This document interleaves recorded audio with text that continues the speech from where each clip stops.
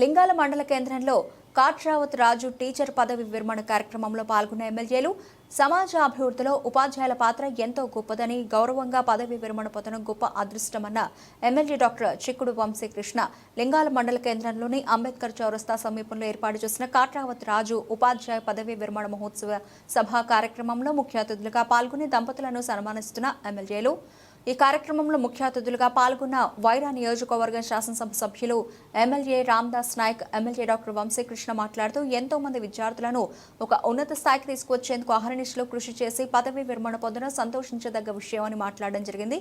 పదవీ విరమణ పొందిన ఉద్యోగులు సమాజ సేవలో భాగస్వామ్యం కావాలని పిలుపునిచ్చారు.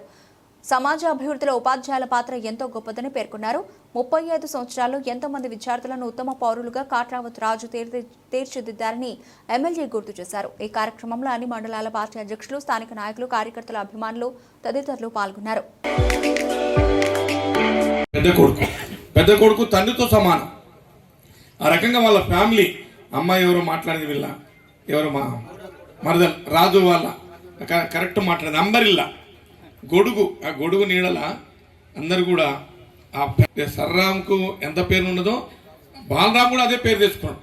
వాస్తవంగా నేను ఎమ్మెల్యే ఉన్నాడు బాలరామ్ గారు, ఇప్పుడు ఎంపీపీ అనుకుంటా లాస్ట్ స్టేజ్లో సమ్ క్యాన్సర్తో ఉండే, అంతకన్నా ముందు సర్పంచ్ వారు కూడా చాలా బాగా ఇక్కడ అంటే యాక్టివిటీ చేయడం, ఒక సర్పంచ్గా ఎంపీపీ కూడా మంచి పేరు తెచ్చుకున్నాడు. వారి సతీమణి లింగమ్మ గారు కూడా మొన్ననే విషయం ఏంటంటే వారు రిటైర్డ్ అయ్యేటప్పుడు నేను ఎమ్మెల్యేని అయినా, ఈమె రిటైర్డ్ అయినా మళ్ళీ ఎమ్మెల్యేనే అండి. వాస్తవంగా నాతో అంటే ఎక్కువ కలిసి ఉండలేకపోయాం, అంటే అంటే ఆ టెన్యూర్. కాబట్టి ఏదేమన్నా రాజకీయాలు అనేవి చాలా అంటే ప్రజాసేవ చేస్తేనే గుర్తింపు ఉంటుంది.